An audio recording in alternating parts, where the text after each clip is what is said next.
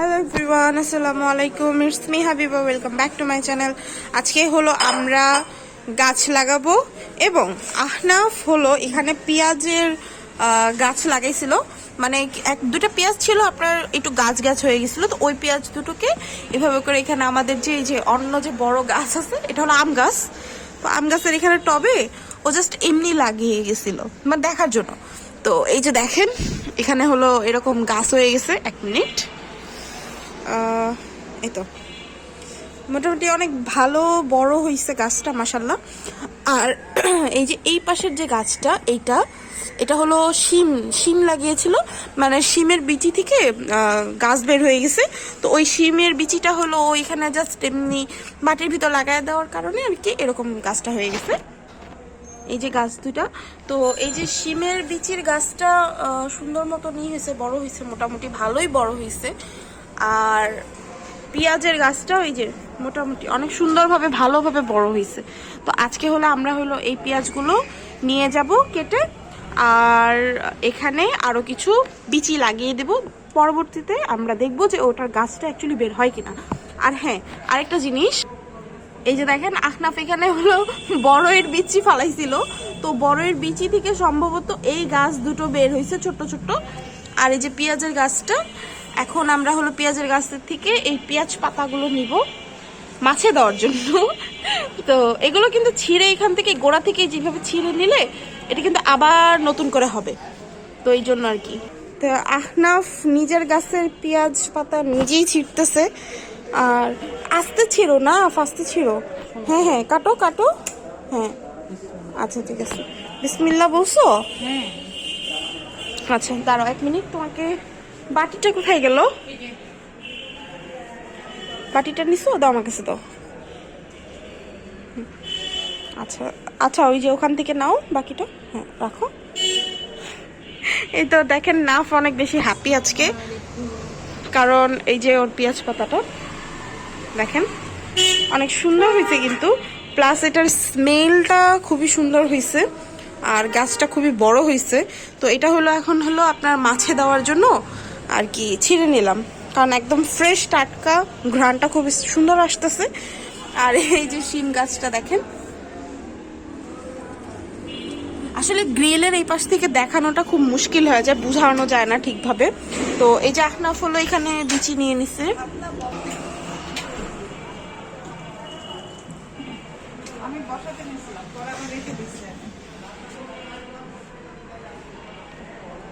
আহনাফ নিজের হাতে গাছ লাগাচ্ছে। সবাই দোয়া করবেন। এই যে টমেটোর বিচি আর হলো মরিচ বিচি, এই দুটোর বিচি লাগাবে। ওর হাতে মোটামুটি সব ধরনের গাছই হয়ে যায়, এ পর্যন্ত যে কটা গাছ লাগাইছে হয়ে গেছে। আস্তে আস্তে করো, দেখো যে আগের এইগুলো আছে কিনা, সুন্দরকে দেখে তারপর করো।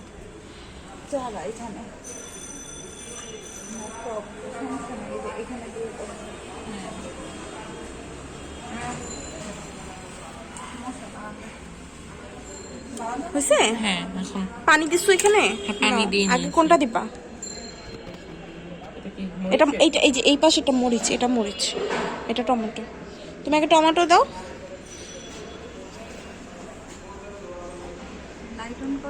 লাইট অন করা আছে।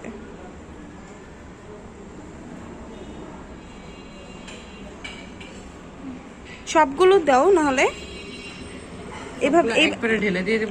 হ্যাঁ, এই যে এইভাবে করে হাতে নিয়ে তারপর দাও।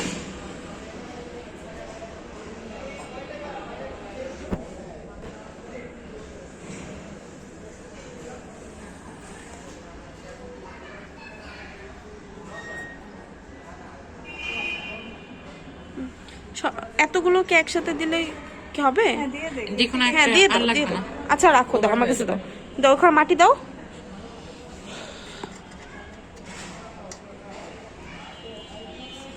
আস্তে আস্তে দাও, যে পাশে আবার তোমার ছোট ছোট গাছ আছে তো।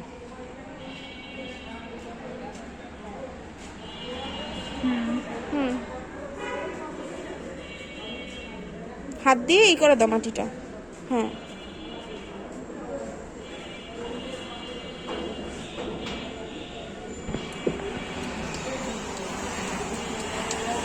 এখন একটু পানি পানি দিয়ে দাও এখানে পানি আগে থেকে দাও। পরে না এটার উপরে তো অল্প একটু পানি দিয়ে রাখো। পানি তো দাও আগে থেকে, পানি পানি দিয়ে নরম করে নিচ্ছে মাটি। বিচিটা দিছে না, দেওয়ার পর অল্প একটু পানি দিয়ে দিতে হয়। এটা হয়েছে হয়েছে জীবন পানি। জীবন পানি। হ্যাঁ, এটাকে এভাবেই বলে। আচ্ছা, এই মরিচটা লাগাবে না? হুম, মরিচটা তুমি কোন পাশে লাগাবা? এটা টপটা ঘুরায় দাও। টপ এটা অনেক বড় টপ, তো কিভাবে ঘোরাবো? ঘুরিয়ে নিয়েছি তো। তুমি এটা কিভাবে ঘুরাইলা? এটা দাঁড়াও দেখি। ধরছি। আস্তে আস্তে আস্তে, গাছ গাছ দেখো নড়ে যাবে বাবা। হ্যাঁ হ্যাঁ হয়েছে হয়েছে হয়েছে। এখন এই যে তুমি সাইড দিয়ে করো, ওই যে একটা কাজ করো, ওই যে মাঝখানটায় দেখো, এবার দিয়ে নিতে হবে। মাঝখানটায় কোনো না কিছু নাই।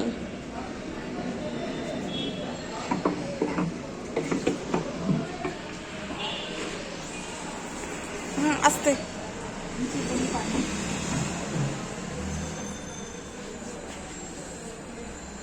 বেশি শক্ত মাটি? তুমি তো টমেটো গাছটা এখানে বেশি পানি হয়ে গেল তো। এখানে দিয়ে দিই। তুমি ই করো না, তুমি যে চামচ কোথায়? চামচ, তোমার কাঁটা চামচটা দিয়ে করো। ওকে পানিটা কি ওইখানে দিয়ে দিলাম, ওখানে পরে দিই তো।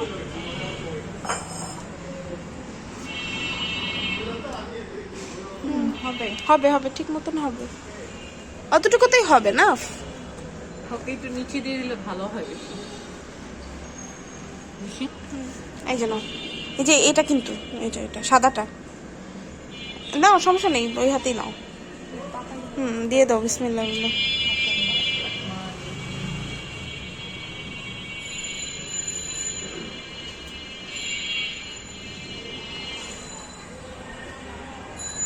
দিয়েছো? হ্যাঁ। হ্যাঁ, এখন এই যে উপরটা মাটি দাও, এটা আমার কাছে দিয়ে দাও, উপরে মাটি দাও।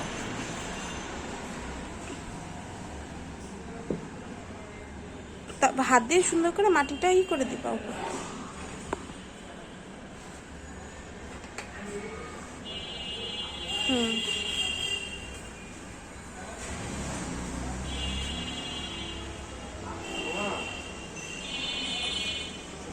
হয়েছে। এই আস্তে। তো আমরা এখানে পেঁয়াজ পাতা ছুটিয়ে ফেলছি, পেঁয়াজ পাতার কাজ শেষ। তো এখন এটাকে নিয়ে হলো আমরা রান্নার ওদিকে বাড়বো। আমরা আজকে রান্না করব আহনাফের লাগানো পেঁয়াজ পাতা গাছ দিয়ে, আজকে আমরা রান্না করব। আর চলেন আপনাদেরকে একটা নতুন রেসিপিও দেখিয়ে দিই। আর এখানে আমাদের যে গাছের কাজটা ছিল এটা শেষ হয়ে গেছে, গাছের এখন আর কোনো কাজ নাই। আর আমাকে দেখতে একদম ফকিন্নির মতো লাগতেছে, তো এটা প্লিজ স্কিপ করে দিবেন। আমাকে দেখার দরকার নেই, আমাকে বাদ দেন। মাফ, তুমি কিছু বলবা? না। আচ্ছা, নাফ হলো সবসময় হলো আপনার অনেক বেশি লজ্জা পায়। আর কি হয়েছে দেখেন, দেখেন কেমন করতেছে, দেখছেন? দেখেন এত বড় বড় হয়েছে মাশাআল্লাহ, মানে এত বেশি সুন্দর হয়েছে গাছগুলো। আর আপনার এখন এটা আমরা তো ছিঁড়ে নিছি, এটা ছিঁড়ে নেওয়ার পরও যে গাছটা আছে এটাতে আশা করি আবার এরকম বড় হবে। আর যে গাছগুলো আজকে লাগালাম, তো আশা করি এগুলো খুব বড় হবে। তো ফাইনালি পেঁয়াজ পাতাটা নিয়ে আসছি, এখন এটাকে এখানে রাখবো। আর এই যে মাছটা, এটাকে পাবদা মাছ বলে, মানে আমরা পাবদা মাছ বলি, আপনারা কি বলেন আমি জানি না। মানে এক এক জায়গায় এক এক নামে হয়তো এটাকে ডাকে, বা এক একটা জায়গায় এক একটা নাম। যাই হোক, পেঁয়াজ পাতাটাকে আপু সুন্দর করে কেচি দিয়ে কেটে নিচ্ছে। আর মাছটাকে আগেই ধুয়ে রেখে দিছিলাম, ধুয়ে টুয়ে রেখে রেডি করে রেখে তারপর হলো পেঁয়াজ পাতাটা ছিঁড়তে গেছিলাম, তো এই জন্য আর কি। আর পেঁয়াজ পাতাটার স্মেলটা বিশেষ করে এত বেশি সুন্দর হয়েছে, যেটা আসলে মানে যদি না বলি তাহলে কি বলবো, আসলে ঠিক হবে না। তো পেঁয়াজ পাতার স্মেলটা অনেক বেশি সুন্দর হয়েছে, অনেক বেশি জোস হয়েছিল, একদম আপনার টাটকা একটা স্মেল আসতেছিল, যেটা সাধারণত আপনার বাজার থেকে পেঁয়াজ পাতা কিনে আনলে এরকম হয় না। আর এখানে হলো আপনার আদা, তারপর হলো আপনার মরিচ, আর সম্ভবত রসুন, এই কয়টা জিনিস একসাথে কুচি করে রাখা হয়েছিল। তো আপু হলো টমাটোটার ভিতরে মিক্সড করে দিচ্ছে, এটা হলো একবারে মাছের সাথে বসিয়ে দিবে, এই জন্য আর কি। সবসময় অ্যাকচুয়ালি এইভাবে রান্না করে না, বাট আজকে হলো যে মানে একটু লেট হয়েছে, তো বাসায় আবার একটু কাজ করতেছিলাম, তো সব কিছু মিলে একটু লেট হয়ে গেছে, এই জন্য একবারে মাখায় বসায় দিচ্ছে। তো এখানে হলো আমরা শুকনো মরিচটা ইউজ করতেছিলাম, পেঁয়াজটা শুকনো মরিচটা আপু দিয়ে দিল। তো এমনিতে আমার কাছে নর্মালি মনে হয় যে কাঁচামরিচের তুলনায় শুকনো মরিচের স্মেলটা তরকারিতে ভালো লাগে, আর শুকনো মরিচের ঝালটাও বেশ ভালো লাগে। তারপরও আমরা দেখা যায় কাঁচামরিচটাও ইউজ করি, শুকনো মরিচটাও ইউজ করি, ঠিক নেই, দুটোটাই ইউজ করা হয় আমাদের ম্যাক্সিমাম সময়। আমাদের বাসায় ম্যাক্সিমাম সময় দুটোটা মরিচই থাকে, আমরা দুটোটাই ইউজ করি। তো আপনারা আপনাদের নিজেদের মতন আপনাদের যেটা ভাল লাগে, যতটুকু ঝাল আপনারা খান ওই হিসাবে আপনারা স্পাইসিটা করবেন, ঠিক আছে। তো এখানে মাছটা হলো ফ্রিজে রাখা ছিল, তো মানে ধুয়ে ফ্রিজে রাখা ছিল, এই জন্য একটু একটু বরফ বরফ হয়ে একটার সাথে লেগে আসে। বাট মাছটাকে খুব সুন্দরভাবে কিন্তু আপু মাখাচ্ছে। তো আপনারা চেষ্টা করবেন যে মাছটাকে এভাবে করে সুন্দর করে একদম মিক্সড করতে, মশলার সাথে জানি মাছটা জানি খুব সুন্দরভাবে মিশে যায়, ঠিক আছে। মাছটাকে খুব সুন্দর করে মিশিয়ে তারপরে কিন্তু এটাতে পানি দিয়ে বসাতে হবে, তারপরে কিন্তু মাছের ফ্লেভারটা সুন্দর আসবে।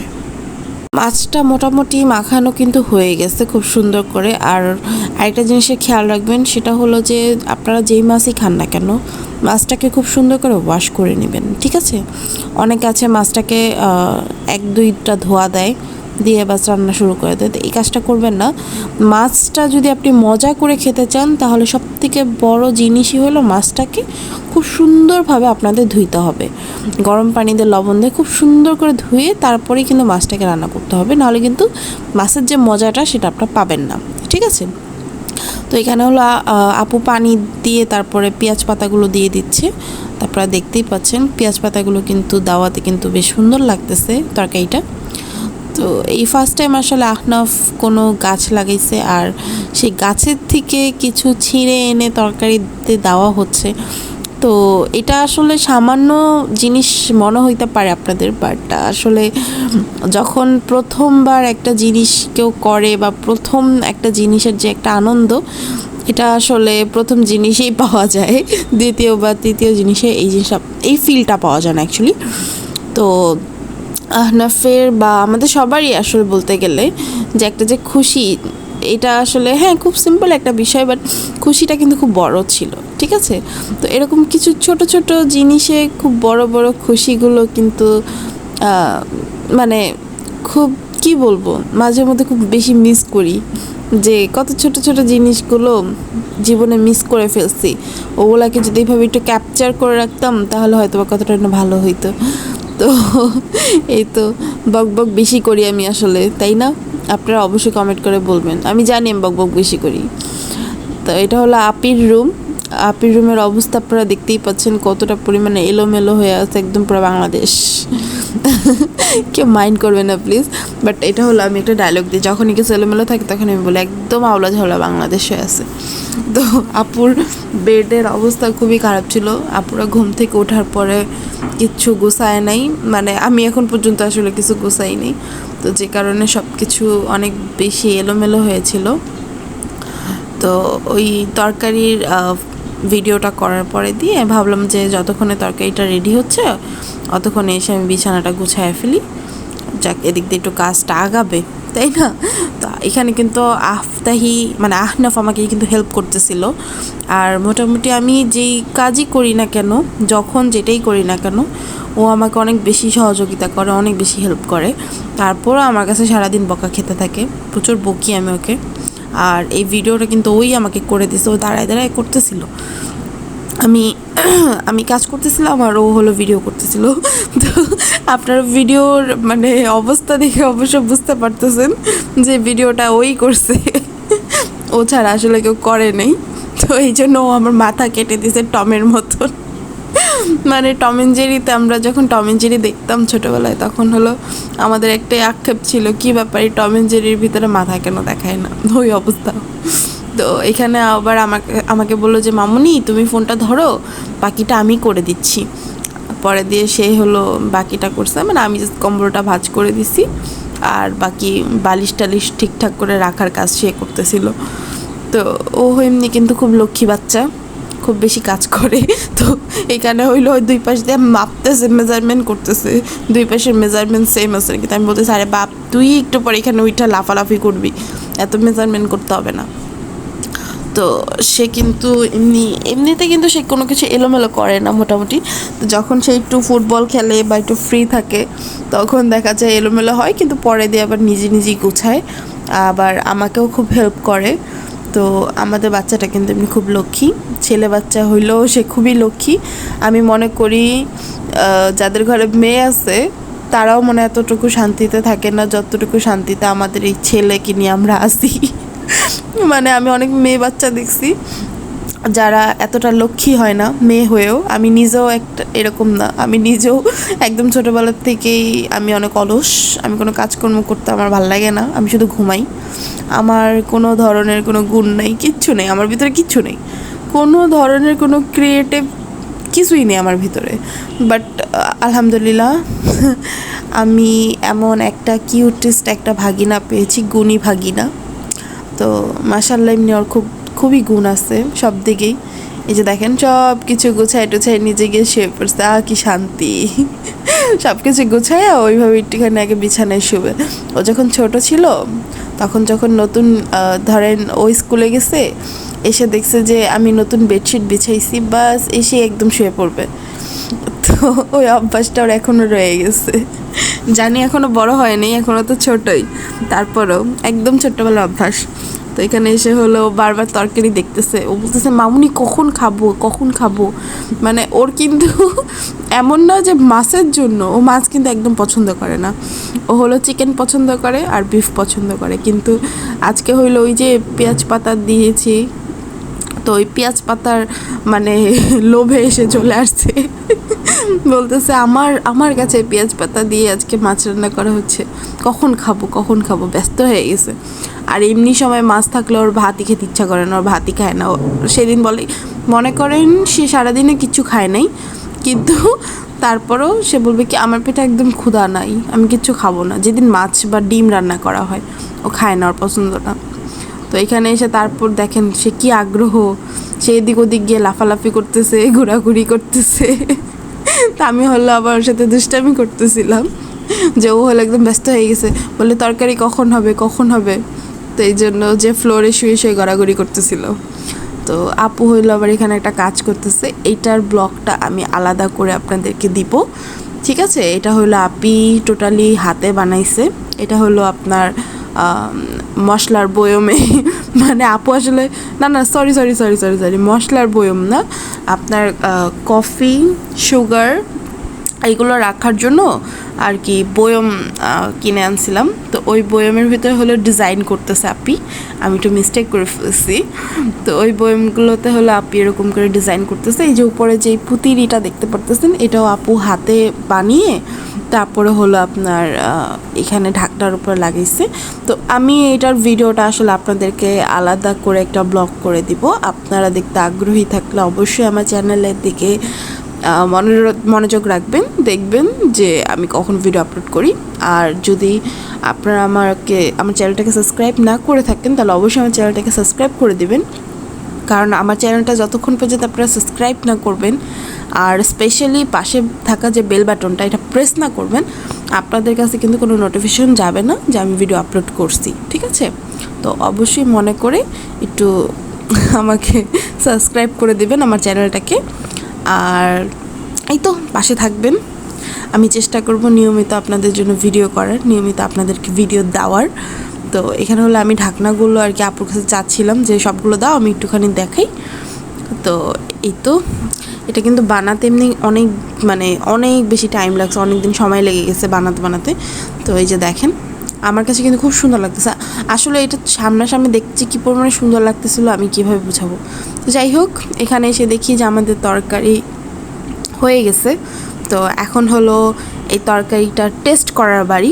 তো আজকে সর্বপ্রথম হলো নাফকে দেব টেস্ট করতে, কারণ নাফের গাছের পেঁয়াজ পাতা দেওয়া হয়েছে, তো ধনিয়া পাতা কিন্তু দিয়ে দিচ্ছি। আর এখন এটা নাফকে ট্রাই করাবো। নাফ সবার আগে এটা টেস্ট করবে, টেস্ট করে বলবে যে কেমন হয়েছে, তারপরে গিয়ে আমরা সবাই খাবো। তো তরকারি লুকসটা আপনারা দেখতেই পাচ্ছেন, তরকারি কিন্তু হয়ে গেছে ফুলফিল।